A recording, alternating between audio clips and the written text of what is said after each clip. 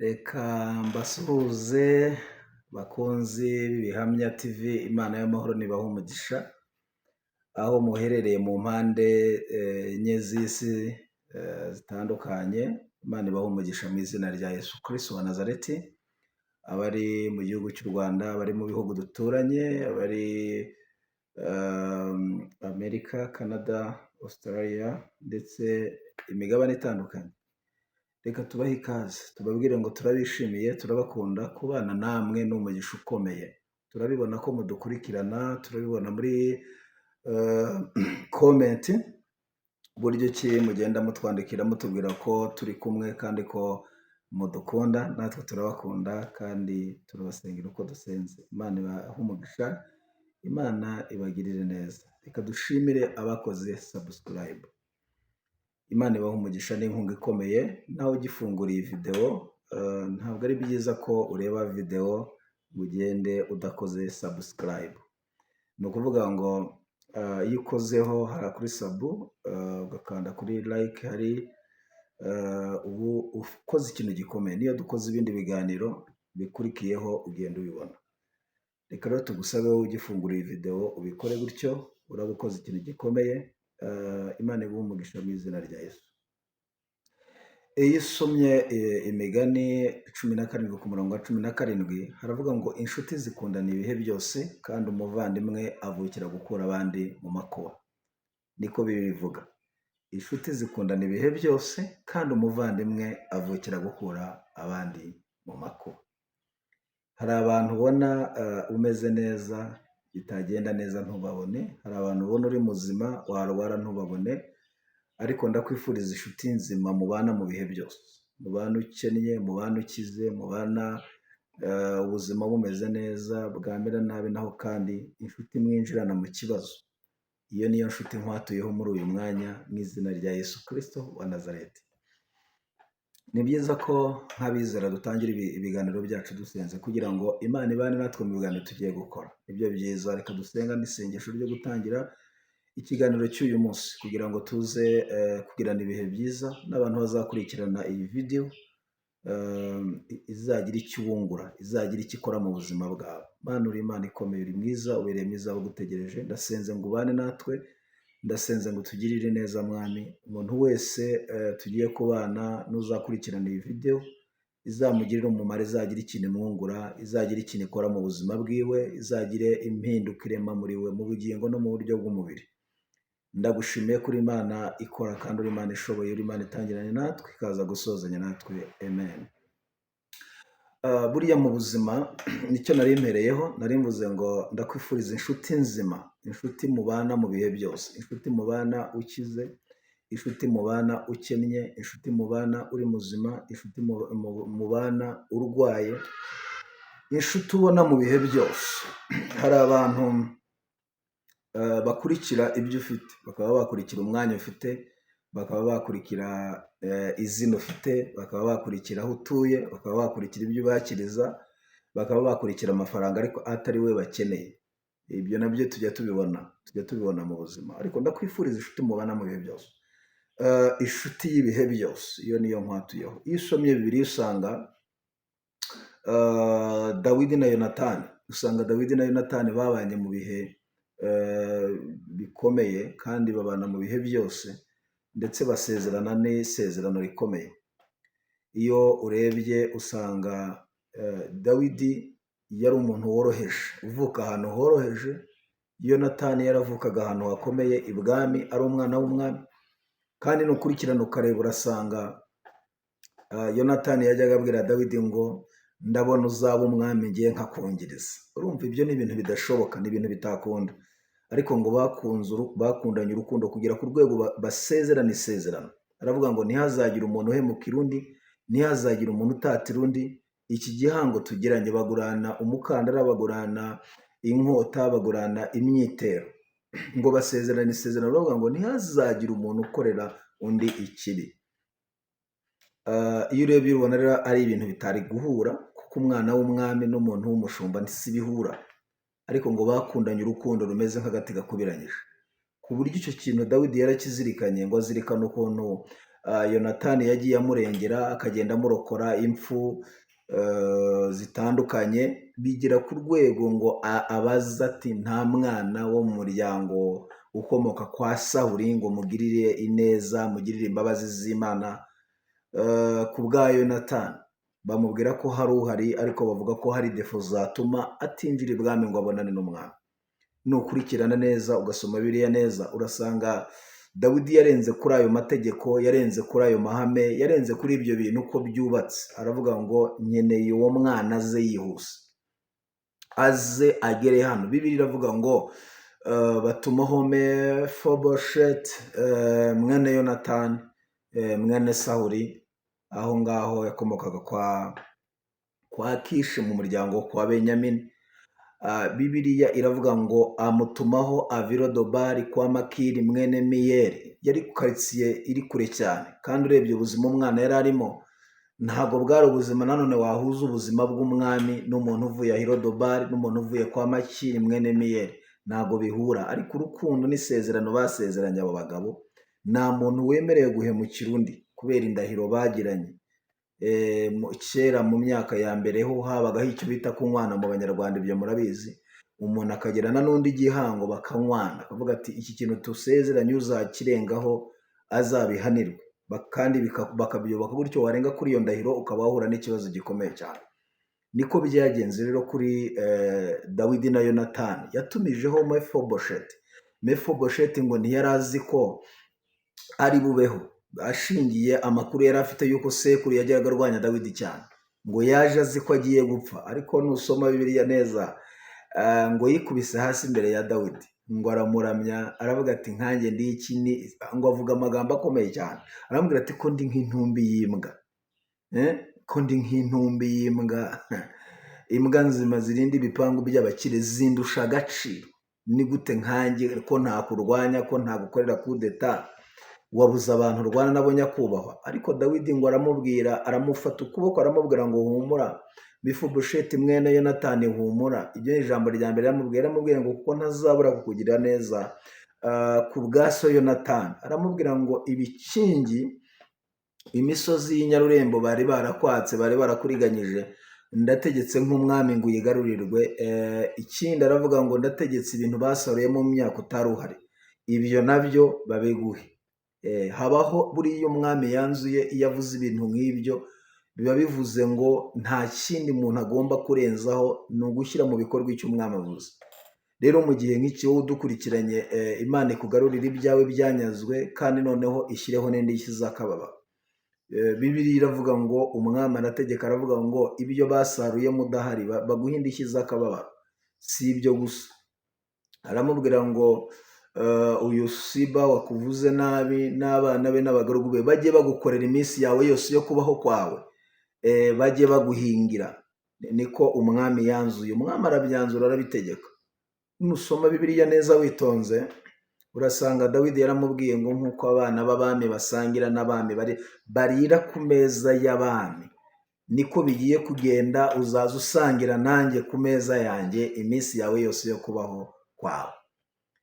Uriya muntu bitewe n'ubuzima yari arimo, situwasiyo yari arimo, urasanga nta cyizere cyo kubaho mu by'ukuri yari afite.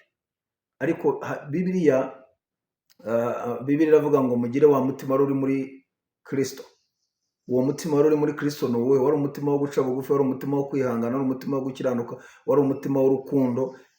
Uriya mutima wari umutima ufite karite yihariye. Paul we akavuga ngo mugere ikirenge mu cyanjye nk'uko nanjye nakigeze mu cya Kristo. Hari icyo yari ashatse kwigisha abantu, hari icyo yari ashatse kuvuga. Dawidi rero yari afite umutima w'imbabazi, yari afite umutima w'urukundo, yari afite umutima wo kubona umwanzi aho kugira ngo amugirire nabi akamugirira icyiza. Icyo kintu ni ikintu gikomeye tubuze mu buzima. Reba, kugira ngo ubone umwanzi wawe umubona. Nusoma Bibiliya urasanga Sawuli hari umunsi ngo yagiye mu buvumo, babyita gutwikira ibirenge. Gutwikira ibirenge wenda nk'abantu bato ntabwo bashobora kubimenya, ariko yari agiye mu buvumo ari kumwe n'ingabo ze, ari kumwe n'abagaragu be, ngo agiye gutwikira ibirenge. Niko birivuga Bibiliya ngo itwereka ko Dawidi nawe yari aho mu ubwo buvumo, ariko ngo Imana iteza umusinzira ingabo za Sawuli, abarinzi be na Sawuli imuteza kurangara ku buryo atari bwumve. Bamutwara agacuma anyweraho amazi, bamutwara inkota, bakata no ku mwenda we, ku byo bita ikinyita, ku musozo w'imyenda yiwe. Wowe urebe kugira ngo ibyo bintu bitatu mvuze bimubeho, ntamenye ko umwenda we babukase, ntamenye ko agacuma anyweramo amazi bagatwaye, inkota ye ntamenye ko bayijyanye. Ariko nusoma Bibiliya ngo Dawidi ageze hejuru mu mpinga y'umusozi, arahamagara ati, Generali Abuneri mwene Neri, kurinda kwawe n'ingabo zawe bimaze iki? Ese agacuma umwami anyweraho amazi, inkota ye bimeze bite? Reba n'umwenda we urebe ku kinyita cye uko bimeze. Urasanga Bibiliya iravuga ngo Sawuli yumva ijwi rya Dawidi yahigaga, yashakaga kwica, ngo atera hejuru n'ijwi rirenga, aravuga ngo Dawidi mwana wanjye undushije gukiranuka. Icyo ni ikintu gikomeye cyane Dawidi yari afite mu buzima bwe. Yari afite umutima w'imbabazi, yari afite umutima wo kwihangana, yari afite umutima w'urukundo. Icyo kintu ni ikintu gikomeye cyane, yari afite umutima uzirikana. Uwo mutima rero ni umutima uri karite, niwo mbifurije muri uyu mwaka. Kubona umwanzi wawe umufite, umubona. Buriya hari amategeko, hari amabwiriza. Ubwami bw'Imana ntabwo ari ugupfa kubujyamo gutyo. Hari amabwiriza, hari amahame. Bigusaba kubona umwanzi wawe waguhiga, uzi ko ari umwanzi wawe umwe waguca umutwe, ukamunyuraho ugasanga asinziriye, aho kugira ngo umuguture ijosi cyangwa umwice, ukamuseguruka kugira ngo ukamubwira ati, mwanzi wanjye ndabizi ko unyanga, ariko ryama neza umere neza. Icyo ni ikintu gikomeye cyane. Uyu munsi rero nzanye ibintu bikomeye, nimvuga ngo bikomeye, birakomeye. Twaganira ibintu byinshi bitandukanye, ariko n'uyu munsi urumva ko ibintu ndi kuvuga ni ibintu bikaze. Gufata umwana w'umwanzi waguhize, waguteye amacumu, wakugiriye nabi, watumye urara rwa ntambi, ukamuha agaciro, ukamusubiza ibikingi, ukamusubiza ijambo, ukamusubiza icyubahiro, ukanategeka ukavuga ati, aho kugira ngo upfe wewe, ndategetse ujye usangira nanjye, ujye urira nanjye ku meza yanjye, nk'uko abana b'abami bigenda, biba ariko bigenda ku buzima bwawe. Icyo ni ikintu gikomeye bavandimwe. Sinzi, usanga abantu benshi nk'iyo twihana, nk'iyo twatura, usanga uvuga ngo rwose Imana imbabarire, ngo abantu ngo gusanga nyine hari ibintu twihana, ngo kubabarira byarananiye iki, gusanga nyine ni ibintu byatwokamye. Turakunze Imana, turakunze gusenga, ariko usanga hariho amadodani ashobora gutuma utinjira mu bwami bw'Imana, ashobora gutuma utabona Imana. Aho rero icyo ni ikintu uriya mu Dawidi yatsinze. Uwo mutima Dawidi yari awufite, wa mutima Paul yavuze ngo mugire wa mutima. Uwo mutima rero urakenewe mu buzima bwacu. Umuntu ashobora kugukorera ikintu kugira ngo ukibagirwe, bikaba byatwara ibihe n'ibihe. Stefano yari awufite. Iyo usoma ibyakozwe no mu gice cya 7, Stefano yari afite uriya mutima ku rwego rwo hejuru. Bamuteye amabuye, Abayuda bamutera amabuye bamuziza kuvuga Yesu. Yari umudiyakoni. Bibiliya ivuga ngo yari umudiyakoni wuzuye ubwenge bw'Imana n'umwuka wera, w'ingeso nziza, bamuvuga karite. Uzasome witonze. Ariko ngo Abayuda bamutera amabuye bene wabo, ntabwo yigeze avuga ngo Mana manura umuriro batwike. Ba Stefano ntabwo bari bafite umutima nk'uwabaye Eliya, avuga ati bakongore batwike kugira ngo bimenyekane ko ni umuntu w'Imana, nibashye bashirire. Cyangwa ngo abahanuzi baba yaremba atemaguza inkota. Iyo mitima ntabwo bari bayifite bari abagabo. Ba Stefano ntayo bari bafite. Ariko we ngo bamuteye amabuye, mu gihe bari kumutera amabuye amanukirwa n'imbaraga z'Imana, arerekwa, arabonekerwa, abona ijuru rikingutse, abona abamarayika, aboneye ngo umwana w'Imana Yesu Kristo ahagaze iburyo bw'Imana. Aravuga ngo Mana ubababarire kuko batazi icyo bakoze, bamvanye mu isi aho bapfa, banjyanye mu ijuru aho badapfa. Icyo ni ikintu gikomeye Stefano yakoze mu gihe nka kiriya. Ntabwo yigeze asabira abanzi be, ntigeze asabira abamwica, ntigeze asabira abari kumugirira inabi ngo abasabire ikibi. Oya, ahubwo ngo yabasabiye imbabazi. Aravuga ngo ntibazi icyo bari gukora, bababarire. Yego. So sinzi wowe rero iyo abantu bagukomerekeje, iyo abantu bakugiriye ikibi uko bigenda, ariko turasaba uyu mutima wari uri muri Kristo Yesu. Hari umuntu uvuga ati kubabarira byarananiye. Byarananiye, ariko nyine kugira ngo natwe twinjire mu bwami urumva ko biri bugorane. Niba byarakunaniye kuko warakoresheje ikintu cyose gishoboka ukabona biranze, saba Yesu aguha imbaraga. Naho ubundi kwinjira mu bwami ntibyoroshye, ntabwo byoroshye. Biravuga ngo ubwami bw'Imana si ubw'amagambo, buratwaranirwa kandi intwarane zibugishamo imbaraga. Ntabwo rero ari ikintu cyoroshye kugira ngo twinjireyo. Ubwami kugira ngo tubwinjiremo tuvuga batubwiye twasomye, ntabwo byoroshye. Hari amahame, hari amategeko, hari icyo bisaba. So niho nari mpereye ku nkuru yande, ku nkuru ya Dawidi n'umwana wa Yonatani witwa Mefibosheti. Iyo turebye igitabo cy'Itangiriro, hano turasoma Itangiriro 45 umurongo waho wa mbere. Itangiriro 45 umurongo wa mbere, naho turebe icyo Bibiliya iri kuvuga. Ndashaka ko uyu munsi tuganira kuri izo nkuru. Nabwo ndibaza ko ejo hashize twaganiriye ku nkuru za Yosefu, n'uyu munsi niwe tugiye kuvugaho. Uko Imana yavuganye na Yosefu igasohoza ibyo yavuganye na Yosefu, inzira yanyuzemo. Nababwiye ibintu bitandukanye, nababwiye ibintu amaboko arindwi ahererekanya umuntu, amaboko yarindwi yahererekanyije Yosefu kugira ngo agere ku ntebe aho Imana yavuze. Hari ibiganza birindwi, hari amaboko arindwi yamuhererekanyije, ariko ayo maboko yamushyiraga umugambi w'Imana. Buriya kugira ngo tugere ahantu Imana ivugana natwe, hari aho tunyuzwa, hari aho duca, hari ibyo duhura nabyo, hari intambara duhura nazo, hari inzira tunyuramo. Ariko ndashaka kukubwira ngo inzira zose ubucamo, ibyo biganza biguhererekanya, ayo maboko abaguhererekanya, byanga byakunda abagushyiraho Imana yavuganye nawe. Nababwiye ko iyo Imana guteguramo kuba umuntu ukomeye, ntabwo ikunyura horoheje, ikunyuza horoshye, ikunyuza ahantu hakomeye, ariko iguteguramo kuzaba umuntu ukomeye. Buriya iyo uzagira umunezero mwinshi, iyo uzagira ibyishimo byinshi, burya unahura n'imibabaro myinshi. Muri Hoseya 6 haravuga ngo ubwo Uwiteka ari we wadukomerekeje, ni nawe uzatwomora. Buriya hari inguma duterwa n'Imana byikabigiramo uruhare. Hari izo duterwa n'abantu, hari izo duterwa na Satani, hari izo duterwa n'abadayimoni. Izo nguma byanga byakunda ziba zihari, ariko icyo nshimira Imana nuko Imana ifite ububasha bwo kukumura inguma, ifite imbaraga n'ububasha bwo kukomora inguma watewe nayo, izo watewe na Satani, izo watewe n'abadayimoni, izo watewe n'abantu. Izo nguma zose mvuze, Imana ifite imbaraga n'ububasha bwo kukomora izo nguma.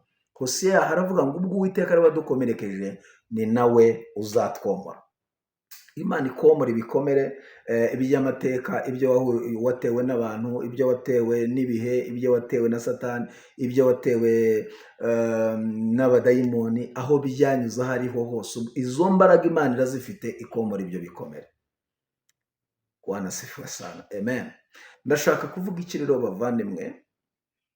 Ndashaka ko uyu munsi wa none Imana iduha imbaraga zo kubabarira, imbaraga zo kwihangana, imbaraga zo kugirira icyiza uwakugiriye ikibi. Buriya nkunda kubivuga ngo ikintu cyiza ukoze, nubwo uwo wakigiriye atakwitura icyiza, akwitura ikibi, we ntuzacika intege zo gukora ibyiza. Uzakomeze wavanse ukora ibyiza ugifite uburyo. Imana ishobora kutanyuza hamwe byanyuze ubikora, ikabinyuza ahandi. Ineza Yonatani yagiriye Dawidi, nagira ngo mbabwire ngo yaje kuzagira igihe Yonatani atakiriho, Imana igirira neza umwana wa Yonatani yarapfuye. Iyo ukoze icyiza ntigisaza, ntikibora, ntikiburizwamo. Ntucike intege zo gukora icyiza. Iyo ni inama nguhaye, ntukiture umuntu ibyo yakugiriye. Urwo ni urugero rwa mbere nabahaye rwa Dawidi n'umwana wa Yonatani. Uyu munsi rero nanone kandi reka twongere turebe iri jambo, dukomeze kuri ubwo nabyita nk'igice cya kangahe cyo ku nkuru ya Yosefu mwene Yakobo. Nababwiye ko Yosefu abyarwa na Yakobo, Yakobo abyarwa na Isaka, Isaka abyarwa na Aburahimu, Aburahimu abyarwa na Tera, Tera abyarwa muri kwa Nahori muri Uriya y'Abakarodaya. Niho bakomoka, niho mu bisekuruza aho ngaho. ndashaka kuvuga iki rero kuri uyu munsi? Ndashaka tuvugane kuri aya makuru turebe ni iki Yozefu yakoreye bene se, inzara ibateye, bahuye n'ibibazo, bahuye n'ibigeragezo by'inzara, kuko igihugu cyose cyatewe n'inzara cya Egiputa, nk'uko umuntu w'Imana yabibwiye Farawo. Ndetse si uguterwa n'inzara gusa, isi yose yahuye n'ibibazo, ku buryo n'i Kanani muri Isirayeli bagiye guca inshuro mu Misiri, ariko basanga wa muntu bagurishije bene se wa Yozefu, umwe bataye mu rwobo, bene se wa Yozefu umwe bagurishije ku isoko, mwene se wa Yozefu umwe bavuze ngo tumwice, umwe bise Karosi, umwe bise amazina atandukanye. Basanze yarakomeye, ari ku yindi level, ari ku rundi rwego, ari umuntu ukomeye mu Misiri, mu Egiputa. Yozefu yaricaga agakiza, yari umuntu ukomeye mu Misiri. Ndashaka rero uyu munsi bavandimwe, mwebwe mudukurikiranye, mwebwe mudukurikirana umunsi ku munsi, narabivuze nongeye mbisubiyemo, ntabwo icyo Imana yavuze ku buzima bwawe kizaburizwamo, ntawe uzakica, ntawe uzagikumira, umva nkubwire, nta wagifungirana. Buriya amasezerano arapfumura no muri gereza ntiwayafunga, ntiwayafungirana, ntabwo bikunda, ntibishoboka. Nagira ngo mbabwire rero ngo bya bindi, ya makuru mufite, bya bindi Imana yavuganye namwe, uko byagenda kose bizasohora uko byagenda kose. Isi ibyemera, itabyemera, abantu babyemera, batabyemera, aho uvuka babyemera, batabyemera, aho ukorera babyemera, batabyemera, abo mwiganye babyemera, batabyemera, abo mubana babyemera, batabyemera, abo musenga n'ababyemera, batabyemera. Icyo Imana yavuze ku buzima bwawe kizaba isi itabyumva, kuko ibintu Imana ivugana natwe ibivuga ntawe ibajije, niyo igiye kubikora ntawe ibaza, ntawe igisha inama, ntawe yaka igitekerezo, ntawe ibaza ngo mbigenze ne, oya, ibikora nk'uko yabigambiriye, ibikora nk'uko yabitekereje, ibikora nk'uko yabipanze. Nagira ngo mbabwire ngo icyo Imana yavuze ku buzima bwawe kizasohora, isi ibyemera, itabyemera, we wizere yuko umugambi w'Imana ukikurimo ugikomeje. Ibintu byose Yozefu mwene Yakobo yanyuzemo, nta byiringiro by'uko bizasohora. Urebye ahantu yanyuze, urebye inzira yanyuzemo, urebye amaboko yagiye ahura nayo, nta byiringiro by'uko yagera aho Imana yavuze. Ariko igihe cyarageze, iby'Imana yavuze birasohora kuri Yozefu mwene Yakobo. Iyo usomye rero hariya mu gice cya 45 haravuga ngo Yozefu ananirwa kwiyumanganya imbere yabo bahagararanye bose, ahubwo avuga cyane ati nimusohore, abantu bose bambise, ntihagire umuntu uhagararana na Yozefu. Yirondorera bene se, atera hejuru ararira. Abanyegiputa barabyumva, abo mu nzu ya Farawo barabyumva. Yozefu abwira bene se ati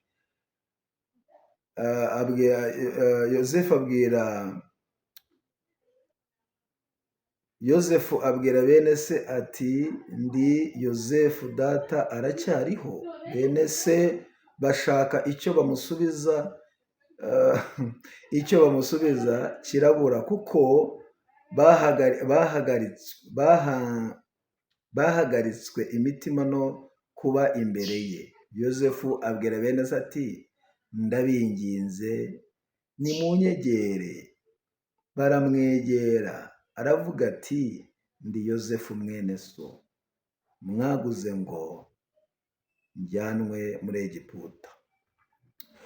Urumva, uzi ko bene se wa Yozefu babuze ikintu bavuga imbere ya Yozefu? Uzi ko bene se wa Yozefu amagambo yabashiranye? Bene se wa Yozefu bari imbere ya Yozefu, inzara ibateye i Kanani, ubuzima bwanze, ubuzima bwabakomeranye, ibintu byakomeye mu iwabo, ngo bagiye gushaka ubuzima nk'uko ibindi bihugu byajyaga bijya gushakisha ubuzima hariya mwakiragiye. Uko niho ibiryo byari biri, ibiryo byari bisigaye mu Egiputa, kubera ko hari umuntu w'Imana watanze inama kuri Farawo, kandi Yozefu niwe wari ushinzwe abinzira basohoka, yari ashinzwe minisiteri zigera kuri zingahe, yari premier minister. Nyuma y'aya mateka yose twavuze, nyuma ya bya bigerageza anyuzemo nyuma ya maboko yagiye amuhererekanya. Yosefu yari akomeye muri kiriya gihe, yari umuntu ukomeye cyane. Bene se rero baje gushakisha ubuzima, asanga Yosefu ntabwo bamumenye kuko ubuzima bwari bwarahindutse. Yari afite abarinzi, yari atuye ahantu heza, premier minister, yari umuntu ukomeye wa Misiri. Egiputa yari iyoboye isi muri kiriya gihe. Ngo amenya bene se ntibamumenya habe na gato. Noneho ikintu gitangaje, yabagerageje inshuro nyinshi, ntabwo ndi bubyinjiremo, yabagerageje inshuro nyinshi, yabagerageje inshuro nyinshi kandi bubaraye inshuro zirenze imwe. Nicyo naravuze ngo hari abantu bahakana ko iby'Imana ivuga wenda bitazaba. Usanga hari n'abantu bavuga ngo wenda ni amarangamutima y'umuhanuzi cyangwa inzozi warose n'iz'umuruho. Ari ryano barazita iz'umuruho ariko hari igihe bazita iz'umuruho, ni ukuri bakazita iz'umuruho. Ariko inzozi warose iby'Imana yavuze, byaba binyuze mu muhanuzi, byaba binyuze mu nzozi, byaba binyuze mu ijambo, iby'Imana yavuze ku buzima bwawe bizasohora uko byagenda kose. Hari igihe abantu bazita iz'umuruho bashingiye ku buzima urimo, bashingiye kuri situwasiyo bari kukubonamo muri ino minsi, bakavuga ati uyu nguyu iyo tumureba tubona rwose ntazagera. Ariko Yosefu nuko byamugendekeye, bavuga gutyo. Igihe kiragera ngo bashaka no kuziburizamo, ariko ntabwo babishoboye, ntibigeze babigeraho, ntabwo baziburijemo. Umugambi w'Imana se waburizamo bigakunda? Ntibishoboka, ntabwo bikunda. Yosefu yaje gukomera mu muntu ukomeye muri kiriya gihugu. Bene se baza gushaka ibyo kurya, baza gushakisha ubuzima, basanga Yosefu yabaye umuntu ukaze, abamenya mbere yabo, ngo aranabagerageza. Yarabagerageje, arababwira ati mwebwe muri abatasi, muri ba maneko. Ngo bubarara hasi, bahita bubarara, baramuramya, bubaraye inshuro nyinshi. Yosefu akavuga ku mutima ati iby'Imana yavuze bavuga ko ngo batazubarara, ubu ntibubaraye. Ariko uzi gusaba umuntu wimye, uzi gukenera ubufasha ku muntu wimye serivisi, uzi gukenera umuntu wagiriye inabi, wabwiye n'amagambo akomeye asesereza, akomeretsa. Iki kintu uracyumva? Yosefu bene se bagera mu Egiputa, basanga Yosefu ni umuntu ukomeye ku rwego rwo hejuru. Yosefu abagirira neza nk'umuntu w'Imana wari ufite wa mutima. Ngo yarababwiye ngo nige Yosefu, ngo kwiyumanganya byaramunaniye, hari inshuro byanze, ngo atera hejuru aravuga ngo nige Yosefu. N'Abanyegiputa barabyumva, baravuga ngo nige Yosefu, umwe mwaguze, mwagurishije kugira ngo njye mu Egiputa. N'abene igihugu bo kwa Farawo ngo barabimenya.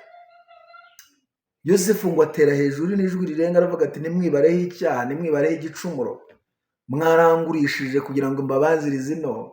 Arabaza ati se data aracyariho? Nta n'amakuru yari afite yuko se akiriho. Ngo bene se, nuza gusoma Bibiliya, ngo bene se babuze ikintu bavuga imbere ya Yosefu. Baravuga ati turavuga iki imbere y'umuntu? Reba umuntu twishakanuye, twisha ari muzima, uyu muntu turamuvuga iki imbere? Ni ukuri. Ngo babura ikintu bavuga.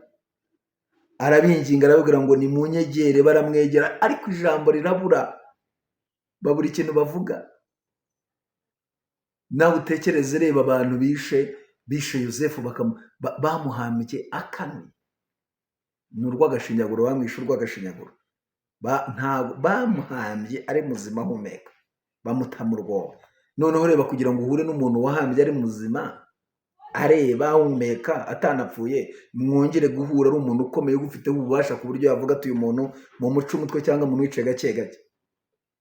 Ariko umuntu w'Imana ngo atera hejuru n'ijwi ry'umubabaro, aravuga ngo ntimwibareho igicumuro, ntimwibareho icyaha. Imana yemeye ko nza hano muri kino gihugu kugira ngo mbagirire umumaro, kugira ngo mbagirire neza, kugira ngo mbabanzirize. Ahari aho inzara iri kubica nk'uko uri kwica abandi, ariko kuba narageze hano ni umugambi w'Imana kugira ngo nanjye mbagirire neza. Wanasifiwe sana, haleluya. Yosefu arababwira ngo nimunyegere, arababaza ngo data Yakobo aracyabaho? Ni mu makuru ya data. Bamaze umwanya munini bacecetse, Bibiliya yabivuze, baraceceka, babura ikintu bavuga, ngo ko bari batewe, bari bafite isoni zo guhagarara imbere ya Yosefu, bari bafite ikimwaro gikomeye, bari bafite isoni nyinshi zo guhagarara imbere ya Yosefu. ngo babura ikintu basubiza Yozefu, babura ikintu bamubwira, babura ikintu bavuga, babuze ikintu bavuga na kimwe. Ariko Yozefu arababwira ngo nimunyegere, arababwira ngo nijye Yozefu, arabibwira arabibwira. Urumva ibihe byari byarahindutse, ubuzima bwari bwarahindutse, bari bamaze imyaka myinshi batamubona, bazi ko yapfuye. Kuko na Yakobo ngo yagiye ku kiriyo, amara iminsi yirabuye yisize ivu n'imyenda yarayishwanyaguje imyenda yambaraga, akavuga ngo nzarinda njya mu gituro cyanjye, njya mu butaka ntaribagirwa umubabaro w'umwana wanjye Yozefu. Ntabwo nzigera shira umubabaro w'umwana wanjye Yozefu. We yamaze igihe kinini yaragiye ku kiriyo, nubwo umubabaro wari ukiwo, kuko ngo yamaze igihe kinini arira, yarashashamuye imyambaro, yigaragura mu ivu, avuga ati umwana wanjye Yozefu nzarinda mpfa ntamwibagiwe, nzarinda njya mu gituro cyanjye ntamwibagiwe. Buriya hari igihe isi kubika kandi uriho uhumeka, hari igihe isi kubika abantu bagatanga amatangazo. Reba ko Yakobo yagiye ku kiriyo cya Yozefu kandi Yozefu ari muzima, bene se bakamutangaza bagira ati rega buriya umwana wawe yarapfuye, inyamaswa z'inkazi zaramuriye. Ari igihuha, ari ihene babaze basiga amaraso ikanzu, ari amaraso y'ihene mu by'ukuri. Wanasifusa hari igihe isi iguye amakuru y'igihuha, amakuru atizewe ukayakira nk'ukuri kandi atari ukuri. Yakobo yaravuze ngo nzarinda njya mu gituro cyanjye ntibagiwe umwana wanjye Yozefu. Ariko Yozefu aracyari muzima. Wanasifu. Nagira ngo mvugane n'abantu bari guca mu bihe bikomeye, mu bihe bitaboroheye, mu bihe bigoye ubuzima bwabo. Nagira ngo mbabwire ngo iminsi nubwo ibagoye, ibihe nubwo bibagoye, nubwo hari amaboko ari kubanyeganyeza, nubwo hari amaboko ari kubanaga, arabashyira intebe Imana yavuze, arabashyira umugambi w'Imana, arabashyira isezerano Imana yavuze ku buzima bwanyu. Rero nagira ngo mvugane nawe, wowe udukurikiranye, wowe utwumva muri uyu mwanya, gira umutima wanasifusha, wa mutima wari uri muri Kristo Yesu, umutima w'imbabazi, umutima w'urukundo. Uwo mutima urakenewe mu buzima bwawe. Imana ibikubashisha mu izina rya Yesu. Yozefu agirira neza abamugiriye nabi. Nusoma Bibiliya ngo yabatuje i Gosheni. Iki ntabwo ari ikintu cyoroshye muvandimwe, guhura n'umuntu ugufiteho ububasha, ugufiteho ubushobozi, wahambye ari muzima, ukavuga uti ukamuhamba ari muzima, ukamuta mu rwobo. Noneho mukongera guhura ari umwami uyoboye igihugu ukomeye, ufite ijambo, ufite ingabo, ufite ubutware, uyoboye isi. Reka twongere ko yarayoboye isi mu kiragihe.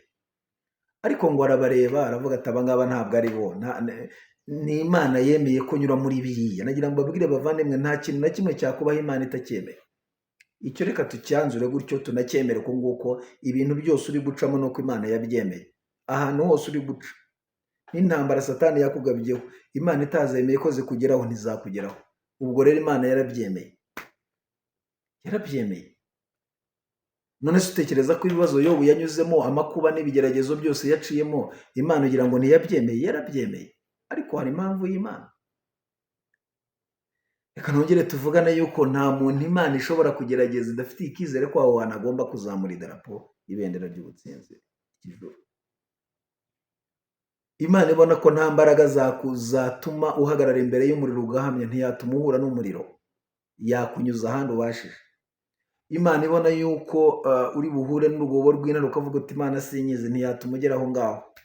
Oya, abo bantu yemera ko banyura hariya nuko izi ko bari buhatsinde. Wanasifu. Impamvu yemeye ko Yobu ageragezwa, ko Yobu ahura n'ibibazo, ko Yobu ahura n'ibigeragezo bingana kuriya, nuko yari izi ko Yobu afite guhamya muri we. Murabyibuka ibyo yatangaje muri bya bibazo bye, abantu bashize, umugore wamubwiye ati tukikwice, n'ibindi yagiye ahura nabyo. Murabyibuka amagambo yavuze ibyiringiro bye, ahamya ibyiringiro bye. Yaravuze ngo ndabizi neza yuko umucunguzi wanjye ariho. aravuga ngo uruhu rwanjye nukumara kubora nzareba Imana yanjye n'amaso yanjye. Hari umunsi umucunguzi azahagarara ku isi nkamureba njyewe ubwanjye, si amaso y'undi azamureba, ni njyewe ubwanjye nzamwirebera. Ahamya ibyiringiro bye. Muri 14:7 ho yaravuze ngo haracyariho ibyiringiro naho igiti cyatemwa kizongera gishibuke, cyongere kugira amababi y'ibitontome. Ahamya ibyiringiro bye. 9:5 we yaravuze ngo yimura imisozi ikimuka itabimenye. Ahamya ibyiringiro bye. Nagira ngo nkubwire rero nshuti yanjye, mu bibazo urimo, mu bigeragezo urimo, mu makuba ufite, ibintu byose uhanganye nabyo muri kino gihe, hamya ibyiringiro byawe. Uhamye ko umucunguzi ariho, n'ibyo uri gucamo Imana irabizi. Nta kintu na kimwe uri gucamo Imana itemeye kukinyuramo. Oya, buriya Imana yemeye nyine kunyura aho ngaho uri guca. Yarabyemeye. Nushaka ubyandikeho ngo yarabyemeye. Ariko hari igihe cy'Imana cyo kubivamo, hari igihe cy'Imana cyo kubisohokamo, hari igihe cy'Imana cyo kugirirwa neza n'Imana.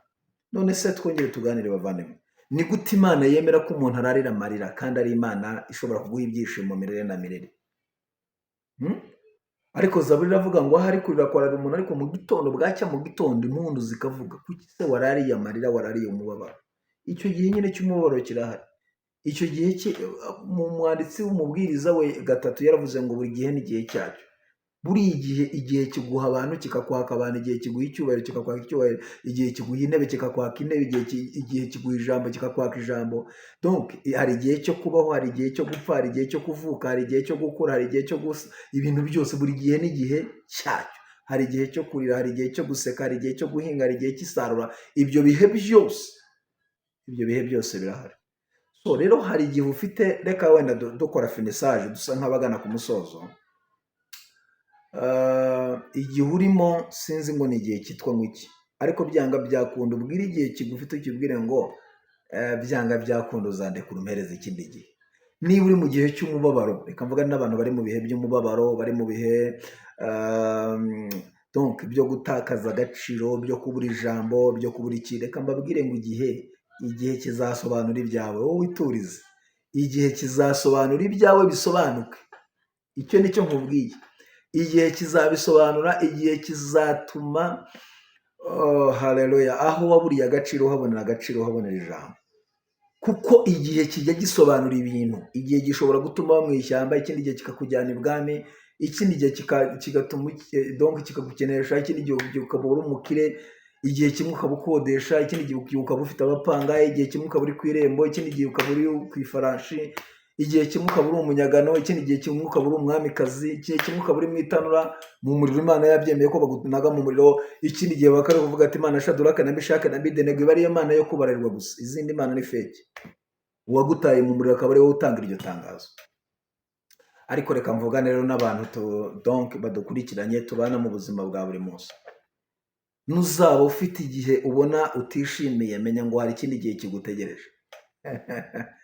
Ndahanura ibihe byiza ku buzima bw'abantu badukurikiranye, badukurikirana mu buzima bwa buri munsi. Ibihe byiza, itegura ibihe byiza.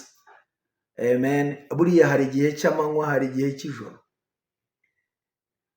kandi ijoro ntirishobora kurenzaho n'amasegonda ku gihe ryagenewe. No, ni ukuvuga ngo iyo umwanya w'ijoro urangiye, amanywa abwiriza ngo mpa umwanya, igihe cyawe cyarangiye, mpintebe nanjye nyobore. Mpintebe nyobore, mpereza intebe nyobore. So rero nagira ngo mvugane n'abantu badukurikiranye, igihe kibi kizakurekura kiguhereza icyiza.